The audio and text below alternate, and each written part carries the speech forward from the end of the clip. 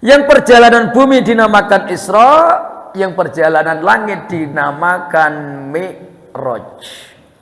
Jadi kalau Isra'un Nabi itu berarti perjalanan bumi. Kalau Mi'rajun Nabi berarti perjalanan langit yang ditempuh oleh Nabi bersama dengan malaikat Jibril, Pak. Assalamualaikum warahmatullahi wabarakatuh.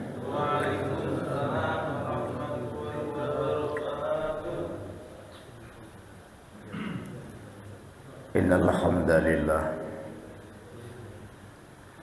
nasta'inuhu wa nastaghfiruh wa na'udzu billahi min shururi anfusina wa sayyiati a'malina. Asyhadu an la ilaha illallah wahdahu la syarika lahu wa asyhadu anna sayyidana wa nabiyyana Muhammadan abduhu wa rasuluh wa habibuhu wa khaliluh la nabiyya wa la rasula ba'da. Salawatullahi wa salamuhu ala nabiyyina wa sayyidina wa habibina Muhammadin wa ala alihi wa azwajihi wa dhurriyyatihi wa ashabihi wa man tabi'ahum bil huda ila yaumil qiyamati, amma ba'du. Pengajian kita pagi ini Isra Mi'raj, Pak. Kenapa saya sampaikan Isra Mi'raj? Karena nunggu diundang khusus untuk ngisi pengajian Isra Mi'raj, saya tunggu-tunggu nggak pernah diundang juga. Yang mau tak mau saya Isra Mi'raj sendiri, Pak, di sini sekarang. Nah, Bapak mau dengar tak dengar, kalau tak dengar udahlah. Atau saya yang balik itu ya. Enggak, kita Isra Mi'raj aja begini, Pak. Karena ini bulannya bulan Rajab. Jadi sekalian kita kembali mengingat seperti apa dan bagaimana kehidupan baginda Rasul Muhammad sallallahu alaihi wasallam.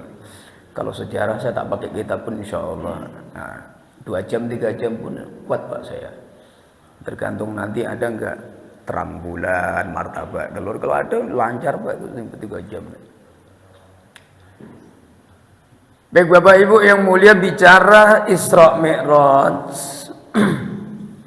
Di sini udah belum?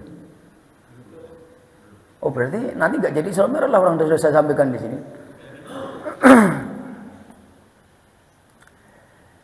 Kita tidak terlepas dari firman Allah Subhanahu wa taala dalam surah Al-Isra. Wa hadhil ayatul karimah, karena ini satu ayat satu-satunya yang paling sharih, Pak. Yang menyinggung berbicara tentang hadisatu Isra'i wal Mi'raj bin Nabi sallallahu alaihi wasallam. Satu-satunya ayat yang berbicara tentang peristiwa yang agung Isra Mi'raj yang pernah terjadi pada diri baginda Muhammad sallallahu alaihi wasallam. Dari ayat surah Al-Isra ayat pertama, kita bisa mengambil paling tidak 5 pelajaran. Ad-durus al-mustafadah.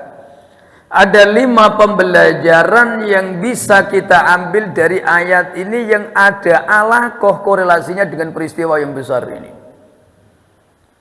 Jadi berbicara Isra Mi'raj kalau tidak mengkaji ayatnya dulu kurang sempurna, Pak. Nanti kalau tak selesai juga, nanti waktu pas Isra Mi'raj tinggal minta aja ke ustaznya, Pak Ustadz kemarin pengantarnya udah sama ustadz kami. Nah, gitu selesai, Pak. Jadi semakin panjang cerita itu. Jangan pula nanti diulang lagi yang saya sampaikan ini. Subhanalladzi asra.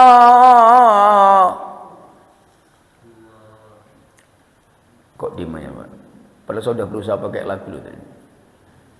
Subhanalladzi asra bi'abdihi layla. Allah, dijawablah, Pak, biar kayak pengajian umum itu loh, Pak. Padahal saya udah pakai irama lagu yang ini, Masya Allah. Jangan dianggap ini saya tak bisa berlagu, Pak. Berlagu tak bisa, tapi kalau berlagu bisa saya, Pak. Saya sering sampaikan, saya ini jelek-jelek begini mantan juara MTQ, Pak. Bapak percaya enggak? Tingkat kecamatan. Piagamnya masih ada sampai sekarang, Pak. Tingkat kecamatan, Masya Allah, Pak Lurah, mantan MTQ, tingkat kecamatan. Pesertanya 3. Saya juara 1, Pak. Yang 1 sakit, nggak berangkat. Yang satunya lagi pilek, Pak. Alhamdulillah juara 1 betul, Pak. Sampai sekarang saya masih teringat, ya, Pak. Bangga juara 1 MTQ tingkat kecamatan. Lawannya tumbang semua. Tumbangnya karena penyakit, bukan karena suaranya tak bagus. Jom kita lihat, Pak. 5 pembelajaran yang Allah letakkan di dalam hadis suratul karimah. Yang pertama, anna hadisata Isra'il wal Mi'raj. Maka sesungguhnya di dalam peristiwa Isra' Mi'raj itu ada ar-rihlah al-qudsiyah. Ini yang kita garis bawahi, Pak. Yang pertama, Isra' Mi'raj itu dipahami perjalanan yang suci. 1. Memahami ayat ini, maka kita akan mendapat pemahaman bahwa Isra' Mi'raj bukan perjalanan biasa, tetapi ia perjalanan rihlatun azimah, ar-rihlah al-qudsiyah, perjalanan yang suci, perjalanan yang agung. 1. Yang kedua, anna hadisata Isra'i wal Mi'raj hiya at-tasliyatu minallahi li ibadihi aw li nabiyhi aw li rasulihi aw li habibihi. Dalam surah Al-Isra ini dipahami, Isra Mi'raj itu perjalanan yang mengandung hiburan, Pak. Rekreasinya Nabi Sallallahu Alaihi Wasallam yang langsung diberikan oleh Allah. Tamasa atas liah. Nanti kita lihat seperti apa. Yang kedua, yang ketiga, Pak. Anna hadisatal Isra'i wal Mi'raj hiya mu'jizatun min ba'di mu'jizatir Rasul. Isra' Mi'raj itu mukjizat. Kalau kita pahami dari surah Al-Isra', maka Isra' Mi'raj itu mukjizatun, mukjizat daripada mukjizat-mukjizatnya Rasulullah sallallahu alaihi wasallam. Yang keempat, anna hadisatal Isra'i wal Mi'raj, peristiwa Isra' Mi'raj hiya aqaibul iman, ia ujian keimanan. Yang kelima, bi anna hadisatal Isra'i wal Mi'raj hiya wasilatun litasri'is sholati, media di mana Allah mensyariatkan ibadah salat. 5, Pak.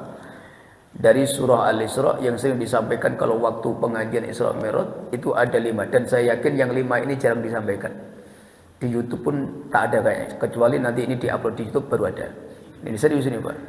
Disampaikan jarang-jarang, Pak. Beruntung loh, Pak, pagi ini 5 ini saya sampaikan. Pak Lurah, ini 5. 1, perjalanan yang suci. Kedua, hiburannya Nabi, rekreasinya Rasulullah. Yang ketiga, mukjizat. Yang keempat, ujian keimanan. Yang kelima, sarana di mana Allah mewajibkan sholat. Itu Isra' Mi'raj. Sekarang kita lihat, Bapak Ibu yang mulia. Ketika dibahas peristiwa Isra' Mi'raj ini ada 2 bagian. Bahsu qissatil Isra'i wal Mi'raj ala qismaini, Pak. Jadi semua sepakat ulama ketika membicarakan peristiwa Isra' Mi'raj dia dibagi menjadi 2 bagian. Al-qismul awal, bagian yang pertama, ar-rihlah al-ardiyah, perjalanan yang dikatakan perjalanan bumi. Yang kedua, ar-rihlah as-samawiyah, perjalanan yang dikatakan wa yuqalu, perjalanan langit.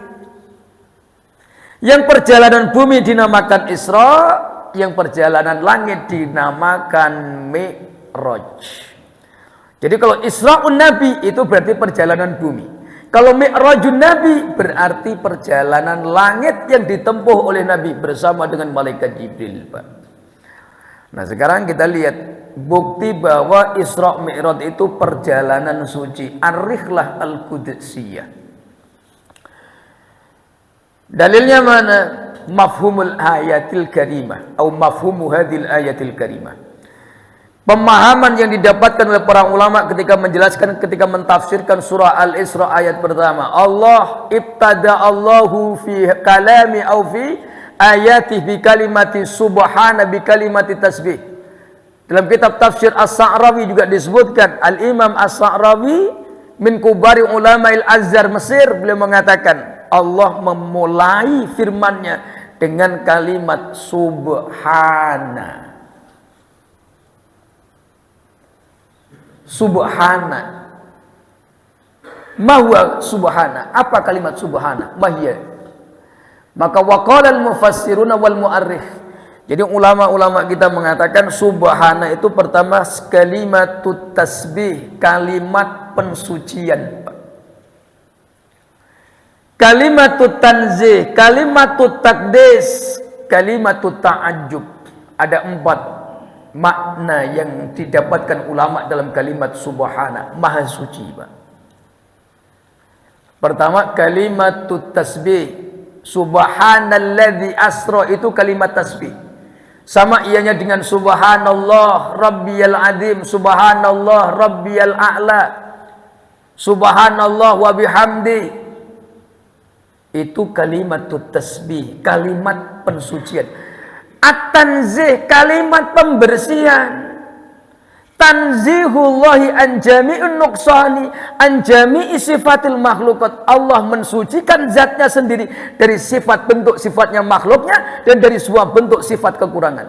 Bimakna la tasluhu, Allah itu tidak layak disifati dengan sifat kekurangan. Maka ini dibersihkan dengan kalimat apa? Subhana, maha suci.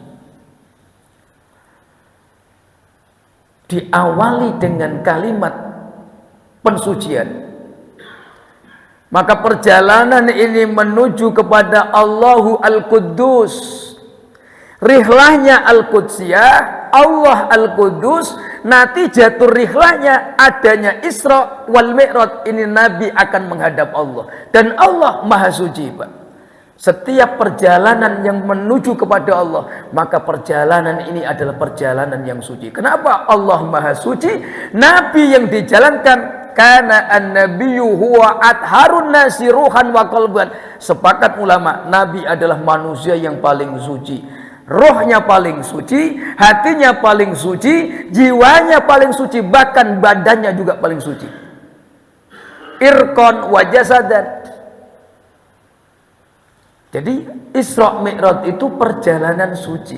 Diawali dengan kalimat pensucian menuju zat yang maha suci, dilakukan oleh manusia yang paling suci untuk mendapatkan ibadah yang paling suci. Maka rihlah al-Qudsiyah. Ini, Pak. Madaliluha. Apa Pak Ustadz dalil bahwa itu perjalanan suci?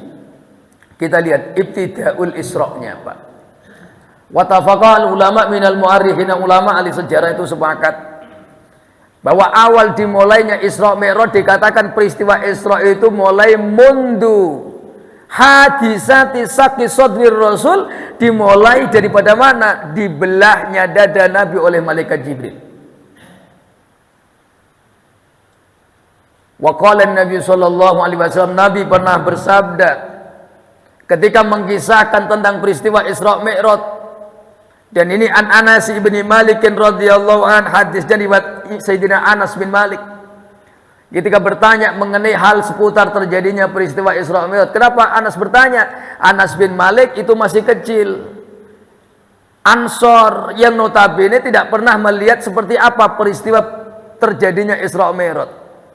Kalau Sayyidina Abu Bakar masih mendapatkan langsung beritanya, tapi kalau Anas dia harus bertanya, ya Rasul, ceritakan kepadaku tentang seperti apa awal peristiwa Isra Mi'raj itu. Wa qala Nabi sallallahu alaihi wasallam dalam kitab Qissatul Mi'raj, Al-Imam Ad-Dardiri Al-Maliki, Syed Muhammad Alawi juga menjelaskan para ulama seperti Al-Imam Ibnu Hisham dalam tafsir dalam kitab sirahnya Ar-Rahiqul Mahtum, Sofi Rahman Al-Mubarakfuri juga menjelaskan Nabi itu diawali ketika beliau selepas pulang dari Taif, Pak. Jadi Nabi SAW berdakwah di kota Mekah dibagi menjadi 2 fase, alal marhalatain, Al-marhatul ula, tahapan pertama 3 tahun. Marhalatud da'wati sirriyah. Diam-diam Nabi berdakwah. Nabi mengunjungi sanak famili kerabat. Tahun keempat kenabian turun perintah marhalatud da'watil jahriyah. Turun perintah dakwah secara terang-terangan, Pak. Apakah lantas Nabi mudah? Tidak. Begitu kuatnya perlawanan al-juhud wal ingkar. Orang yang pertama kali melawan dengan terang-terangan, bahkan ingin membunuh, mengambil nyawanya, Abdul Uzza bin Abdul Muttalib, Abu Lahab, yang notabene ammuhu, pamannya Nabi SAW. Hadir orang yang dengki pada dia karena takut tersaing kemuliaannya. Amr bin Hizam al-Mahzumi yang dikenal dengan Abu Jahal laknatullah, didukung oleh kroni-kroninya, Umayyah bin Khalaf, Ubay bin Khalaf, Abu Sufyan bin Harb qabla Islami, Abu Sufyan sebelum dia mendapat hidayah. Ini orang-orang yang semuanya ingin membunuh Nabi SAW. Sampai masuk tahun keberapa? Tahun ke-10, Pak. Nabi SAW pernah di Al-Hasru, di boikot, di embargo 3 tahun, dari mulai tahun ke-7 kenabian sampai tahun ke-10 kenabian. Di mana letaknya? Di sebelah utara kota Mekah, fi Si'bi Abi Thalibin, di satu lembah yang curam. Tidak ada pohon-pohonan, tidak ada sumber air. Nabi semua, Banu Hasim, Banu Muthalib, Sayyidah Khadijah, Sayyidina Ali, Sayyidah Fatimah, semua Sa'ad bin Abi Waqqas, 20 awalun orang yang pertama kali masuk Islam, dikucilkan di sebelah utara kota Mekah, itu di lembah Si'bu Abi Thalib. Tidak ada makanan asupan, tidak boleh diantar pakaian, tidak boleh dikirim makanan. 3 tahun, Pak, di lockdown oleh orang kafir. 3 tahun, Pak. Nabi kita Muhammad sallallahu alaihi wasallam di lockdown, Pak. Tak boleh bertemu dengan siapapun. Makanan, minuman tidak boleh diantar ke lembah ini, Pak. Dijaga sepanjang perjalanan oleh tokoh-tokoh pemuda-pemuda Quraisy. Kalau ada yang berani mengantar makan, maka langsung dirampas makanan itu. 3 tahun, Pak. Hatta qala Sayyiduna Sa'ad bin Waqqas radhiyallahu an. Sampai-sampai Sayyidina Sa'ad ini mengatakan, riwayat ini Bukhari Muslim, maka suatu hari aku buang air qada'ul hajat. Aku buang air kecil, kata Sayyidina Sa'ad bin Abi Waqqas, yang makamnya di Tianjin, Cina. Maka ketika aku buang air kecil, aku terdengar sami'tu sautan, aku mendengar suara yang aneh, Pak. Kok suara buang air kecilku kok berbunyi, Pak? Kricik-kricik gitu. Ternyata apa ini? Mahada saut ini. Maka aku turun dari balik bukit itu, kena menimpa apa kok sampai berbunyi? Ternyata di bawah itu ada gulungan kulit unta yang kering, Pak. Banyak. Jadi ketika kena air kencing itu kan bunyi dia, Pak. Klotok begitu. Ini apa ini? Turun akhirnya Sayyidina Sa'ad. Setelah ku jumpai, ternyata itu adalah kit'atan, potongan dari min jildil ba'ir. Ternyata itu kulit unta.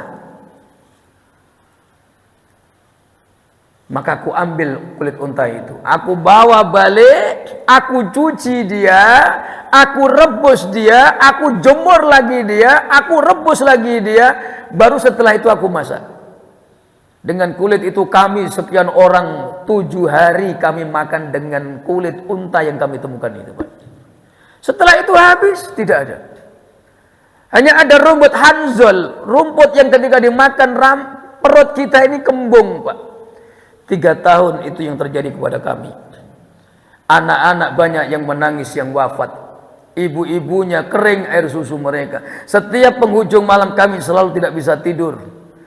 Kami ibadah, di satu sisi lain perempuan-perempuan menahan haus dan lapar. Anak-anak banyak sudah yang diambil oleh Allah. Jeritan mereka menahan haus, dahaga dan lapar. Itu 3 tahun, Pak.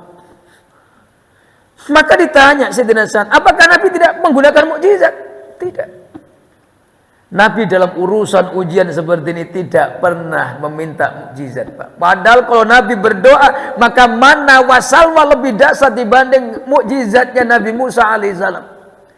Tapi selama 3 tahun itu Nabi nggak pernah ya Allah mukjizat, tidak ada. Nabi menahan lapar. Sayyidah Khadijah juga kelaparan. Putri-putri Nabi semua kelaparan. Ummu Kulsum, Sayyidah Ruqayyah bintu Muhammad, Sayyidah Fatimah, Zainab bintu Rasulullah, semuanya menahan haus dan lapar, Pak. Tidak terkecuali siapapun. 3 tahun. Kita kemarin corona berapa tahun di lockdown, Pak? 2 kan? PPKM 1, mulai dari PPKM 4, PPKM 3, PPKM 2 sampai PPKM 1 sampai kemudian dicabut. Saya kalau ingat PPKM itu teringat Seblak Bandung, Pak. Seblak ya, Pak. Itu kan ada level 1, level 2, level 3 gitu. Pedasnya itu level 4. Jadi kalau yang di atas 4 itu Seblak super namanya. Pakai cabai setan. Nah, kita lihat Bapak Ibu yang mulia. Setelah embargo ini dicabut, Nabi SAW terduduk, Pak. Kemana lagi saya harus berdakwah? Orang-orang ahlu Mekah, aksaruhum yungkiruni, semuanya menolakku. Illa qalilan minhum, kecuali hanya sedikit dari mereka. Nabi kemudian mengajak anak angkatnya Sayyidina Zaid bin Harisah radhiyallahu anhu. Wahai Zaid, jom ikut saya. Kemana wahai Abah? Kita ke Taif, karena kita selama ini belum pernah dakwah ke Taif. Siapa tahu ahli Taif menerima dakwah tauhid kita. Maka dengan penuh pengharapan Rasul berangkat ke Taif dengan satu tujuan, orang-orang Taif menerima dakwah. Tapi ternyata tidak sebagaimana yang dibayangkan oleh Nabi SAW. Mulai dari pintu kota Taif, beliau jumpai pembesar-pembesar zu'ama qaumi Taif, tapi aksaruhum balhum yungkiruna wa yajhaduna. Semuanya menolak dakwah Nabi. Nabi dihinakan, Nabi dicaci, Nabi dibuli, Nabi dilemparin kotoran unta. Bahkan Nabi dihajar secara fisik. Nabi berdarah-darah, Pak. Akhirnya Nabi SAW, karena di Taif tidak ada satupun orang yang menerima dakwah beliau, maka dibawanya Sayyidina Zaid bin Harisah. Ketika Nabi terjatuh dilempar batu, maka Sayyidina Zaid langsung menelungkupkan badannya di atas punggungnya Nabi. Maka yang berdarah kepala itu sampai bocor, itu kepalanya Sayyidina Zaid bin Harisah, Pak. Rasulullah SAW terlindungi dengan badannya Sayyidina Zaid, tapi Sayyidina Zaid itu babak belur, wajahnya sampai enggak berbentuk lagi, Pak, mandi darah, Pak. Saya pernah ngaji begini, aneh bertanya, Pak Ustadz, Rasulullah apa enggak kebal, Pak Ustadz? Nanya pula begitu, Pak. Saya nak jawab bagaimana? Kok Rasul enggak kebal ya, Pak Ustadz? Ya? Kok berdarah-darah waktu di Taif? Apa enggak ada ilmu kebal pada waktu itu, Pak Ustadz? Sedangkan saya waktu kecil aja udah kebal, Pak. Dibacok sama guru saya tak mempan nih. Masa Rasul gak mempan? Rasul itu punya mukjizat. Amrun khariqun adah. Tapi dalam momen-momen seperti ini, Rasul ingin menunjukkan ana basyarun, aku ini manusia. Mislukum, sama dengan kalian. Kena senjata tajam yang berdarah. Perang Uhud, Nabi lepas gigi sebelah kiri, Pak. Waktu di Taif, Nabi meleleh darah ini, Pak, dari pelipis kanan beliau. Tidak berbentuk lagi baju Nabi itu, digibalnya sama Al-Gojo itu. Padahal ketika Nabi ditantang Rukana, nih, Al-Gojonya kota Mekah, Nabi pakai mujizat, Pak. Rukana diginikan aja udah jatuh, padahal dia orang yang paling kuat sekota Mekah pada waktu itu. Tapi ketika menghadapi orang Taif, kenapa Nabi tidak pakai mujizat? Nabi menerima. Kenapa? Allah ingin melihat sebesar apapun, sekuat apakah ianya. Ulul azmi, sayyidu ulul azmi ini, pemimpinnya Nabi ulul azmi, ujiannya paling berat. Maka baginda Rasul Muhammad SAW ketika dihadapkan pada perjuangan, maka Nabi SAW tidak menggunakan mukjizat. Tapi ketika ditantang oleh Rukanah dan Rukanah minta ditunjukkan mukjizat, maka Nabi meminta kepada Allah diturunkan mukjizat. Disentik aja maka Rukanah jatuh, Pak. Ini yang kita lihat dalam sejarah. Nabi pulang. Ketika Nabi balik ke kota Mekah, tidak lama meninggallah mata ammuhu Abu Thalib. Abu Thalib meninggal. Disusul yang kedua zaujatuhu, istrinya Sayyidah Khadijah pun wafat. Maka di tahun ke-10 itu dikatakan Amul Huzni. Selepas di lockdown, masuk awal tahun 11, di akhir tahun 10, selepas di lockdown itu Sayyidah Khadijah wafat, Abu Thalib pun meninggal. Mana yang duluan? Abu Thalib terlebih dahulu, baru Sayyidah Khadijah yang menyusul. Faqad khazina hazinan syadidan. Nabi bersedih, Pak. Tidak pernah Nabi mengalami kesedihan sebagaimana di tahun ke-10 kenabian ini, Pak. Tiap hari Nabi tidak berdaya lagi, Pak. Don betul. Abu Thalib berdakwah. Sayyidah Khadijah totalitas dalam membackup dakwah Nabi SAW. Maka sampai di tahun 11 akhir, 1 tahun Nabi tidak bisa melupakan Sayyidah Khadijah. Turunlah malaikat Jibril. Waktu itu di mana? Kuntu mustalqiyan fi baiti Abi Thalib atau fi baiti Ummi Hani. Waktu itu aku sedang duduk bersandar. Mustalqiyan. Mustalqiyan itu leyeh-leyeh, Pak. Duduk sambil menyandarkan bau kayak saya begini. Ini mustalqiyan namanya. Teklean. Kalau orang Jawa bilang itu mustalqiyan. Bahasanya yang paling cocok apa, Pak? Gila, Pak. Mustalqiyan itu sambil, tapi enggak baring total, tetapi begini. Itu namanya apa kalau kecilnya orang awak, Pak? Bersandar ya?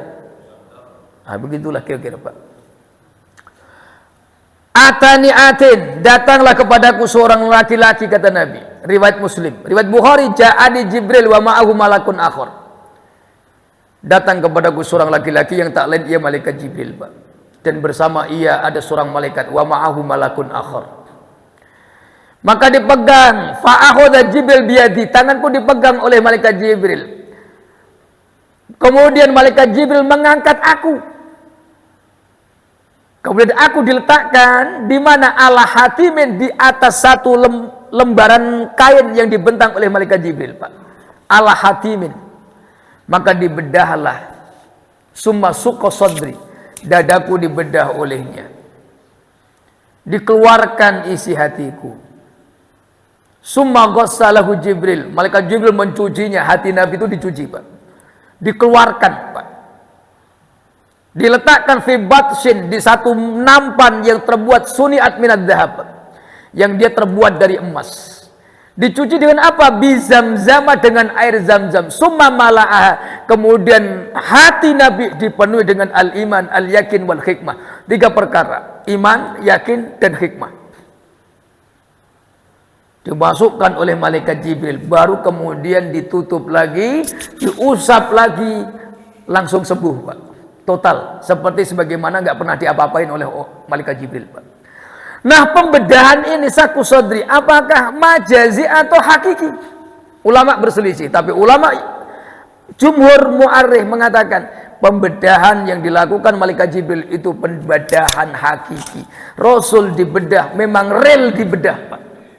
Sama ilmu Muhammadiyah, Al-Imam Abu Isa At-Tirmidzi, an Anas bin Malik radhiyallahu an, qad ra'aitu, aku pernah benar-benar melihat Nabi membuka bajunya.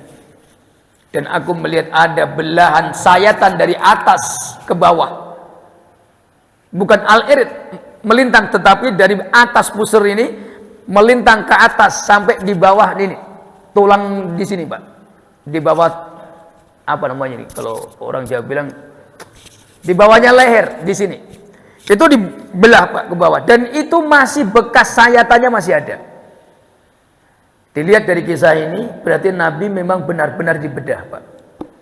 Jadi bukan dibedah secara kiasan langsung diisikan, tidak, tetapi secara hakikat memang Nabi dibedah oleh malaikat Jibril, Pak. Nah, kemudian Setelah aku dibedah, kata Nabi, malaikat Jibril naik so'idat ila sama. Kemudian di malam itu juga malaikat Jibril datang lagi kepadaku, Pak. Dia bawa kendaraan ar-rikab minal jannah sumiyat al-buraq. Dia bawa kendaraan dari surga yang bernama al-buraq. Buraq itu suci, Pak. Kenapa buraq itu suci? Satu, dia hewannya surga. Al-hayawanat atau al-hayawanatul jannah, hewannya surga. Kalau makanan jamuannya itu ikan. Ikan paus, Pak. Tapi pausnya paus surga. Karena Nabi pernah ditanya oleh orang-orang Yahudi. Siapa yang bertanya? Abdullah ibnu Salam. Ketika sebelum masuk Islam, dia ngetes. Bukan ngetes, dia pengen membenarkan kenabian Nabi. Ya Rasul, kalau engkau Nabi, sebutkan kepadaku. Pertama kali, awwalu ma yu'kalu ahlul jannah. Apa yang pertama kali dimakan oleh ahli surga? Nabi menjawab, hati ikan paus, Pak. Tapi bukan ikan paus yang di sekarang ini, Pak. Hati ikan. Nah, kemudian apa hewan yang paling disukai di sana? Termasuk al-ghanam, kambing, Pak. Jadi daging kambing itu termasuk daging yang super di surga, tapi bukan kambing yang seperti kita potong ketika akikah kurban, itu bukan. Nah, termasuk dabatul jannah, hewannya surga itu buraq. Tempatnya di surga, yang pertama, yang kedua diciptakan oleh Allah kun fayakun, Pak. Termasuk hewan yang diciptakan tanpa proses anak mengandung itu buraq, Pak. Jadi buraq itu langsung diciptakan oleh Allah kun fayakun. Gak ada emaknya buraq, anak buraq itu gak ada. Induk buraq gak ada, jantannya buraq gak ada. Berarti buraq itu gak berkawin. Jadi buraq sekian banyak itu langsung diciptakan oleh Allah, kun fayakun, langsung jadi buraq. Maka dikatakan buraq itu hewan suci, Pak. Karena tidak pernah melakukan hubungan badan. Prosesnya tidak lewat dilahirkan dari induknya. Maka dia dikatakan al-hayawanat at-tahirah, hayawanatul jannah. Nah, ini bukti lagi, Pak. Perjalanan suci, kendaraannya suci, Nabi diawali dengan dibedah, disucikan hatinya oleh malaikat Jibril atas perintah Allah. Ini bukti yang pertama. Yang kedua, Isra Mi'raj itu diawali dengan subhana kalimatul ta'ajjub. Kalimat yang diucapkan oleh seseorang yang notabene ketika dia melihat satu yang mengagumkan, Pak. Kalimatul ta'ajjub. Maka orang kalau melihat sesuatu yang mengagumkan, maka kalimat yang keluar dari lisannya, orang Arab selalu membaca subhanallah. Berarti ada sesuatu yang mengagumkan, Pak.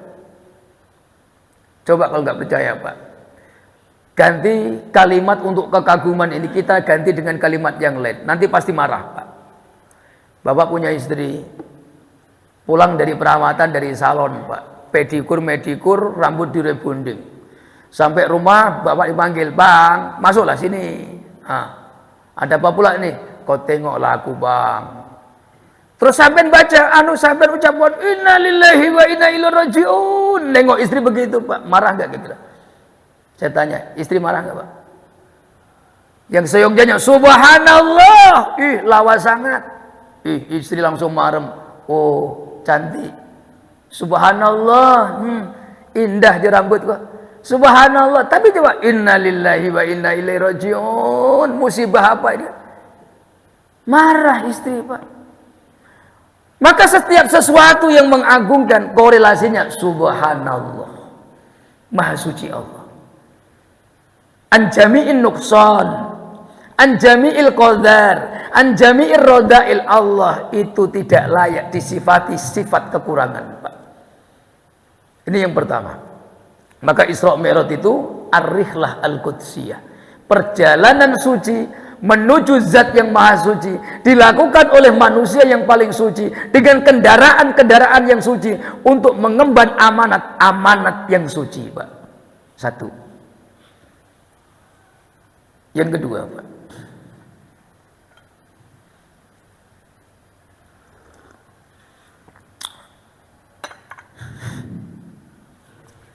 saya tadi berangkat itu termotivasi satu hal, Pak. Pasti teh tarik itu sama dengan Baitul Ma'mur.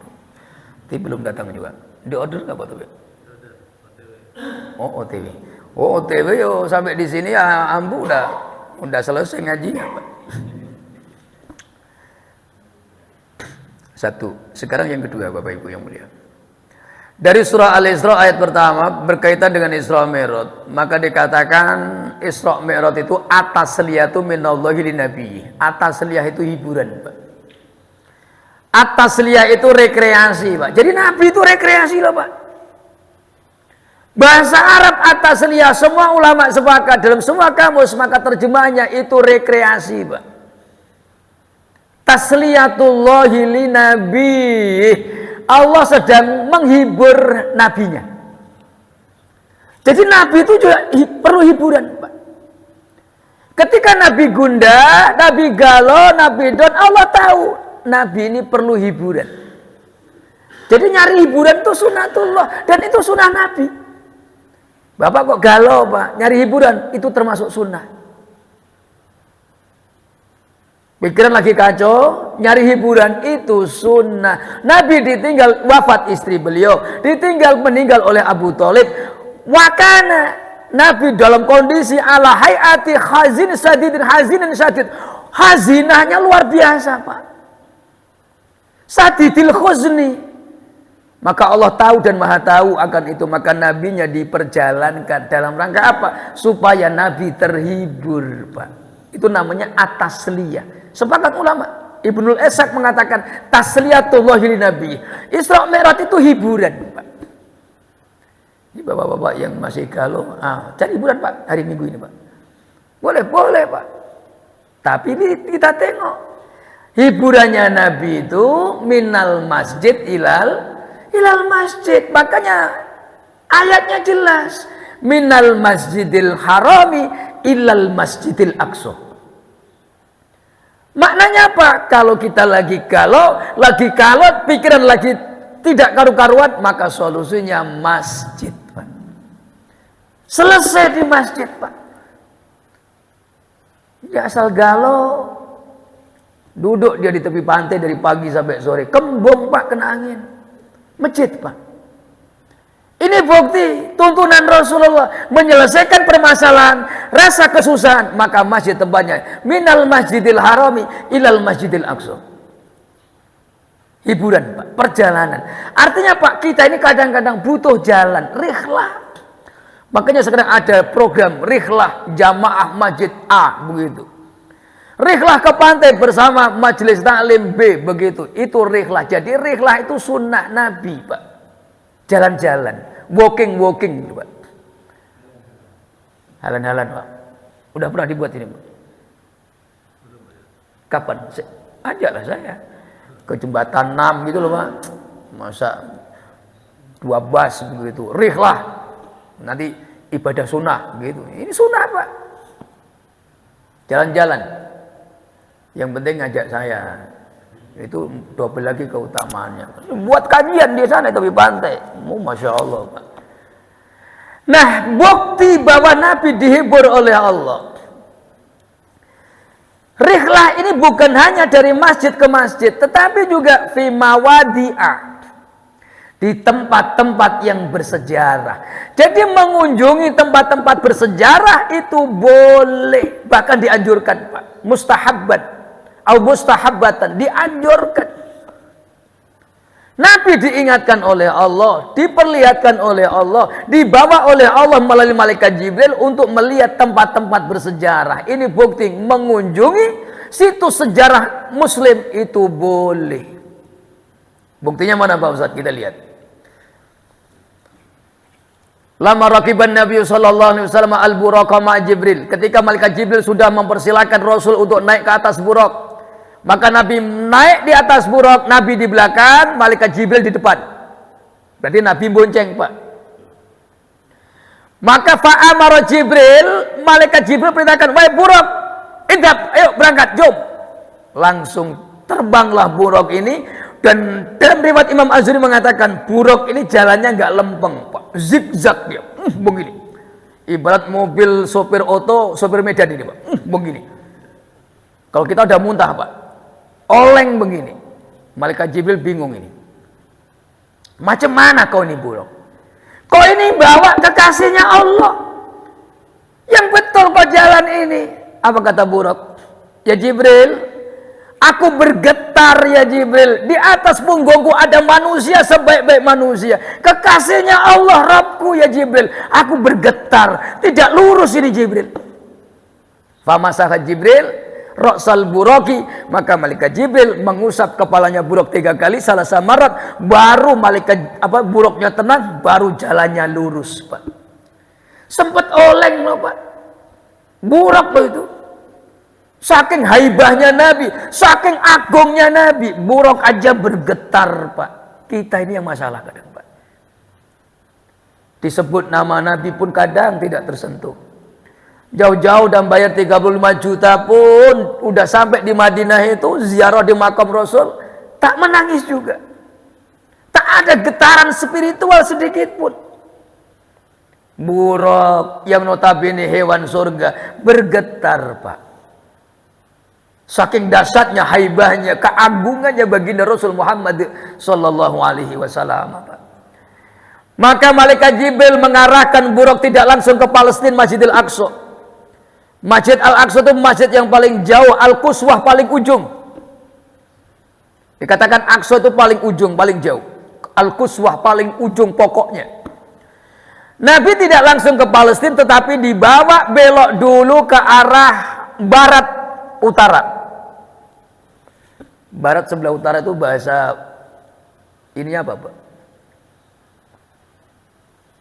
Ini barat. Tapi ke utara, barat daya atau barat daya? Ke arah Madinah, Pak. Pertama kali tanah yang diijak oleh Nabi ketika peristiwa Isra itu ardun thayyibatun alladhi sumiyat Yasrib atau Madinah. Di atas kota Madinah, malaikat Jibril kemudian berkata kepada Nabi, "Ya Habiballah, zil, turun. Fasolli hahuna, kau turun dan kau sholatlah di sini." Fasollan Nabi raka'ataini khafifatan ikraman bihadal makan. Nabi kemudian sholat sunnah 2 rakaat karena semata memuliakan tempat itu. 2 rakaat beliau sholat sunnah di tanah Madinah sekarang ini, Pak.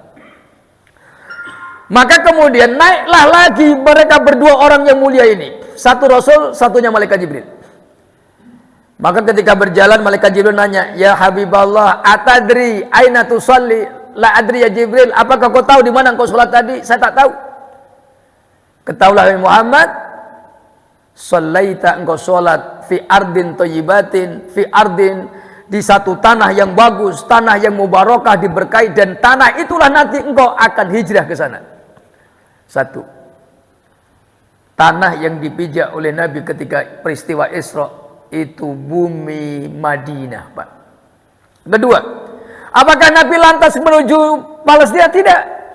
Nabi menuju ke arah utara timur dari Madinah, yaitu daerah Ardu Tabuk.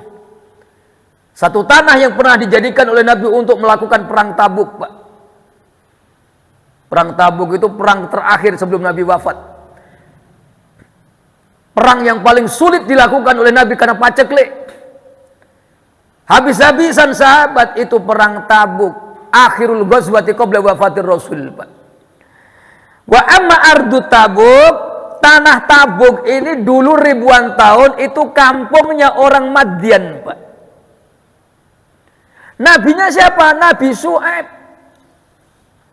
Jadi Nabi diperintahkan turun lagi oleh malaikat Jibril, "Anzil ya Muhammad, fasolli hahuna." Fasolan Nabi sallallahu alaihi wasallam raka'atain ikraman fi hadzal makan. Nabi turun, Nabi sholat sunnah 2 rakaat di Madian, di tanah Madian yang waktu itu dikatakan Tabuk itu, sholat sunnah takdiman wa ikraman, semata memuliakan tanah itu karena dulu tanah itu sering dijadikan oleh Allah untuk dihuni para nabi-nabinya. Dan yang paling terkenal itu kaum Madian, nabinya Nabi Syuaib alaihi salam. Apakah langsung berangkat lagi menuju Palestina? Tidak. Maka Nabi SAW menuju negara Mesir. Maka dibawanya oleh malaikat Jibril ini Rasul yang mulia sallallahu alaihi wasallam sampailah di Bukit Tursina. Bukit Tursina itu di Mesir, Pak.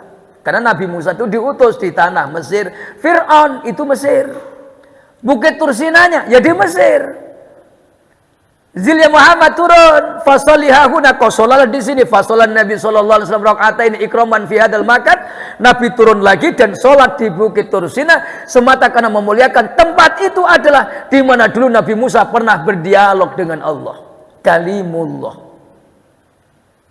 Dan Nabi Musa itu asal berdialog dengan Allah, sandalnya dicopot. Itu di Bukit Tursina, Pak. Sampai lepas dari Bukit Tursina tidak langsung ke Palestina, tapi ke selatan dulu, ke Syria, Pak. Syam, Syria sekarang. Malaikat Jibril perintahkan ke Rasul, ya Muhammad, ya Habibullah, kau turunlah. Fasolihahuna, kau sholatlah juga di sini. Nabi nanya, kenapa di sini juga aku harus turun ya Jibril? Ya Habibullah, ini negara, ini tempat yang diberkahi oleh Rabbmu. Dan inilah kerajaanmu, sultanmu, kesultananmu. Dan itu betul, Pak. Maka ketika semakin dekat, pertama kali yang nampak itu istananya Raja Syam, Pak. Nama rajanya siapa? Habib bin Malik. Termasuk orang yang pertama kali menerima dakwah Islam. Yang meminta kepada Nabi agar diberikan mukjizat, dinampakkan mukjizat Sakul Komar, yaitu membelah bulan, Pak. Itu kaitannya dengan Raja Habib bin Malik ketika membawa rombongan kepada Nabi, ingin membuktikan Nabi ini Nabi atau tidak. Itu kerajaannya di Syam, Pak, Syria sekarang. Dan betul sampai sekarang Syam itu termasuk negara yang diberkahi. Maka setiap tanah yang diijak oleh Nabi ketika peristiwa Isra, maka semua tanah ini semuanya barokah, Pak. Mesir, Palestina, Madinah, Syria, Syam, itu tanah-tanah ardun mubarakah. Kalau sempat malaikat Jibril itu membawa Rasul ke Indonesia, Masya Allah, Pak. Bawa selatan lagi, ini kemana ya Jibril? Ini tanah Indonesia ya Muhammad, tapi gak ada riwayatnya, Pak. Oh, kalau sempat dibawa ke Indonesia, Masya Allah, Pak. Kayaknya kita semuanya ini orang-orang yang kayak orang Arab begitu, Pak. Tapi gak ada riwayatnya. Rasul Isra mampir ke Indonesia gak ada, Pak. Yang ada Syam terakhir. Dari Syam baru masuk ke Palestina, Pak. Dari semua perjalanan ini, Nabi dari masjid ke masjid, tapi mampirnya ke tempat-tempat bersejarah. Itu bukti Nabi mencontohkan, jom boleh kita melihat tempat-tempat yang pernah meninggalkan kepada kita bekas asar tarikh, bekas sejarah kehidupan orang-orang yang sudah mendahulu kita. Itu boleh, Pak. Masjid Demak itu boleh. Walaupun ada sebagian orang mengatakan ziarah ke masjid hanya dua, Masjid Haram sama Nabawi, setelah itu haram. Nggak ada, Pak, dalilnya. Hadisnya perintah ada, tapi larangannya nggak ada. Masjid yang bersejarah, Masjid Sultan, itu juga boleh kita berkunjung. Maksud di situ ada replikanya Sultan Riyasa, itu pejuang, tokoh yang dibanggakan di Melayu. Nah, kita pelajari beliau. Seperti apa akhlaknya, seperti apa perjuangan ketika dakwah Islamnya di bumi lancang kuning. Ini itu, maka ini boleh, Pak, itu sejarah. Dan itu peninggalan kaum muslimin. Dan itu boleh. Karena Nabi mencontohkan, Pak. Ini bukti bahwa perjalanan Isra Mi'raj itu atas riya, hiburan, Pak. Dan Nabi benar-benar terhibur, Pak. Dan itulah dikatakan linuriyahu min ayatina. Isra Mi'raj itu adalah tujuannya. Li itu li ta'lil, untuk tujuan. Nuriyahu, kami ingin memperlihatkan ke ayat-ayat kami, kebesaran kami kepadanya. Ini yang kedua, Pak. At-tasliyah. Jadi Isra Mi'raj itu perjalanan suci. Yang kedua, hiburan khusus yang Allah siapkan untuk nabinya yang sedang mengalami kegalauan. Nabi yang dirundung dengan kesedihan yang luar biasa. Bisa babi wafati zaujatih, dengan sebab wafatnya istrinya dan meninggalnya pamannya Abu Thalib, yang notabene beliau adalah paman Nabi, saudaranya Abdullah ayah Nabi, anak daripada Abdul Muthalib, kakeknya Nabi SAW, Pak. Ini Masya Allah tabarakallah wa ta'ala. Pak Taufik udah masuk surah belum? Sudah belum, Pak? Sudah, Pak? Masih 3 loh, Pak. Baru 2. Lanjut ada tambahan. Satu sesi lagi. Baik, Pak. Kita tahu dalam surah Al-Isra ayat 1, Pak. Itu kalimat terakhir, innahu huwas sami'ul basir. Padahal awalnya Allah menunjukkan keperkasaannya kepada umatnya. Allah menunjukkan kekuatannya, kudrahnya kepada kita. Allah mampu memperjalankan hambanya dalam bagian juz'un minal lail. Perjalanan langit dari bumi menuju Sidratil Muntaha. Ribuan kilometer, jutaan mil. Maka Allah menutup firman-Nya, innahu huwas sami'ul basir. Harusnya bagaimana? Kalau Allah menunjukkan kehebatannya, itu biasanya innahu ala kulli syai'in qadir. Allah itu maha berkehendak atas segala sesuatu. Innahu huwal azizul ghafur. Atau qawiyul aziz. Allah itu maha perkasa. Tapi ini innahu huwas sami'ul basir, Pak. Allah itu maha mendengar dan maha melihat. Al-Imam As-Sa'rawi ketika mengomentari ayat ini ada yang janggal, Pak. Tak pernah Allah berfirman seperti ini. Allah Subhanahu wa taala itu kalau menjelaskan tentang keperkasaannya, kehebatannya, pasti Allah menunjukkan qadirnya. Innahu ala kulli syai'in qadir. Qawiyul aziz, perkasa, maha kuat. Tapi kok tiba-tiba surah Al-Isra, innahu huwas sami'ul basir. Dan sesungguhnya dia maha melihat dan maha mendengar, atau maha mendengar dan maha memperhatikan melihat. Ada apa ini, Pak? Pertama, maha mendengar. Huwas sami'u as-sami'. Al-basir itu maha memperhatikan. Tidak hanya melihat yang di luar, tapi ma fi suduri ibadih, apa yang disimpan oleh dada hambanya. Ternyata betul, Pak. Isra Mi'raj itu ujian keimanan. Kenapa innahu? Sesungguhnya Allah maha melihat. Nanti, ini pesan Allah, peristiwa ini akan menjadi perguncingan umatku. Ternyata betul, ketika Nabi sudah turun dari peristiwa Mi'raj, maka ketika disampaikan di hadapan manusia, orang-orang kafir di Mekah itu ramai membahas tentang peristiwa yang diceritakan oleh Nabi. Diperbincangkan di sudut gang, diperbincangkan di kedai-kedai kopi, di tempat-tempat mereka nongkrong, semua bicarakan, ini Muhammad ini macam mana? Cerita semalam udah sampai ke Palestina, naik ke langit 7. Ini macam mana ini Muhammad ini? Dan itu betul, Pak. Diperguncingkan, diingkari dengan cara diperbincangkan. Dan Allah mengatakan innahu huwas sami'. Hai kalian yang memperbincangkan masalah Isra Mi'raj, sesungguhnya Allah itu maha mendengar apa yang kalian ucapkan. Al-Basir melihat. Dan ternyata betul, ada orang-orang Mekah kafir Quraisy yang tidak ikut memperbincangkan, mengolok-olok, tapi hatinya menyimpan keraguan. Kayaknya tak betul lah Nabi Muhammad ini. Tapi di sini nggak sampai diucapkan, mencaci tidak, tapi meragukan iya. Maka Allah tegur, innahu huwas sami'ul basir. Allah itu mendengar olok-olok kalian kepada nabinya, dan Allah mengetahui keraguan-keraguan yang ada di dada kalian tentang kisah Isra Mi'raj itu. Dan itu sampai sekarang, Pak. Ini baru jawabannya, Pak. Ternyata innahu wasami'ul basir.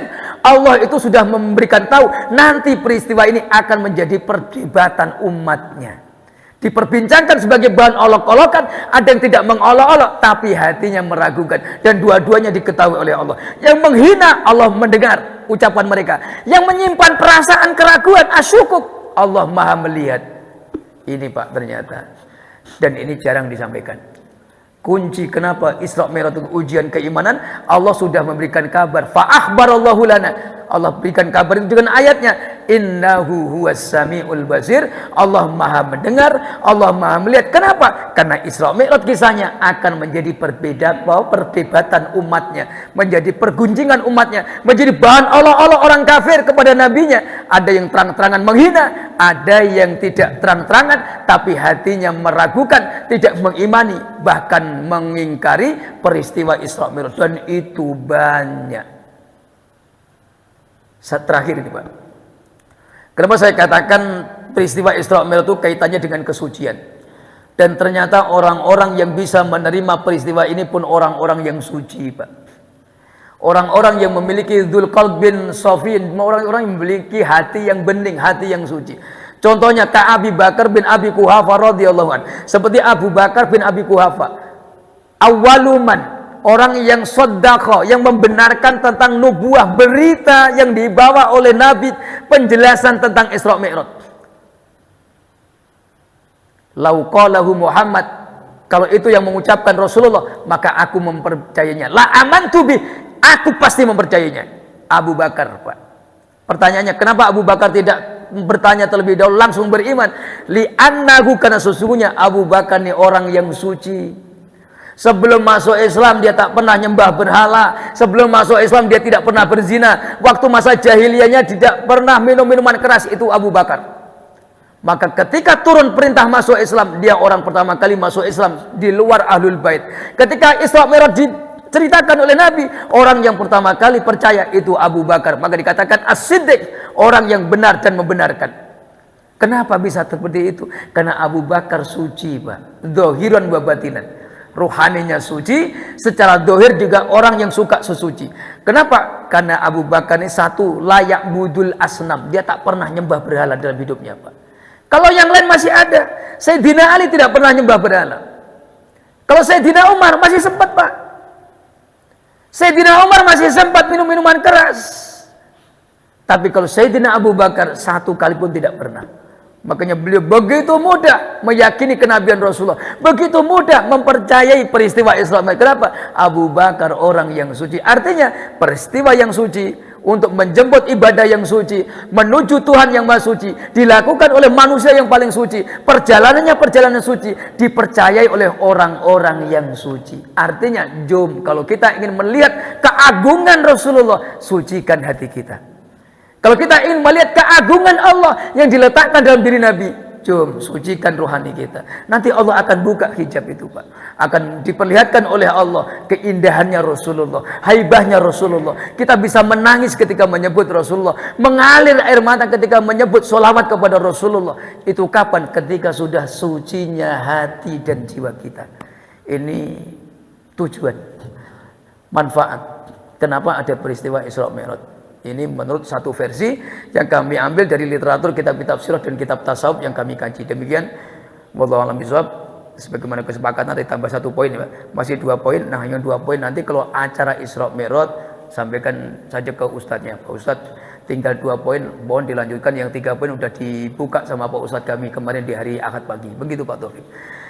Supaya berlanjut. Jangan pula ini saya ceramah begini nanti diulangi lagi, kan begitu.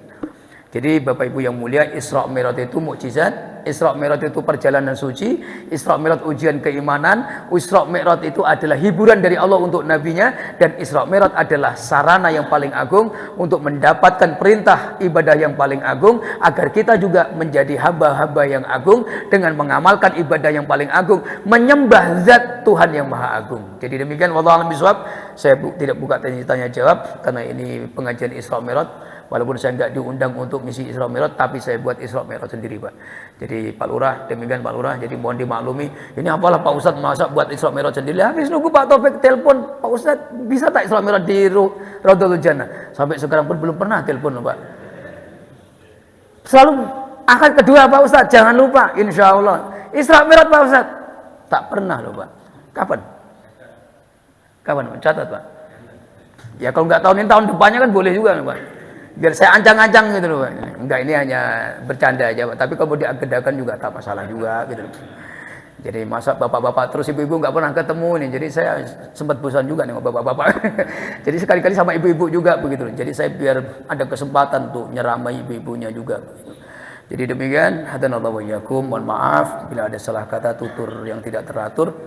Mudah-mudahan semuanya barokah, diberikan kebaikan oleh Allah. Hadanallahu wa iyyakum billahi taufiq wal hidayah. Assalamualaikum warahmatullahi wabarakatuh.